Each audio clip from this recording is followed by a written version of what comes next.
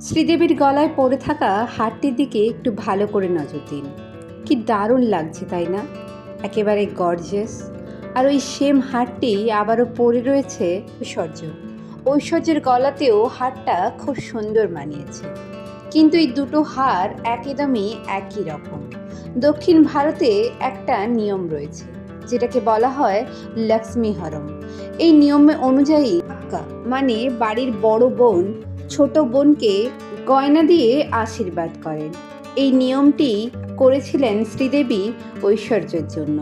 ঐশ্বর্যকে এই হারটি দিয়ে তিনি আশীর্বাদ করেছিলেন। আমাদের ভারতবর্ষে গয়না একটা ট্রেডিশন। এটা শুধুমাত্রই একটি গয়না নয়, শ্রীদেবীর ভালোবাসা ঐশ্বর্যের ওপর।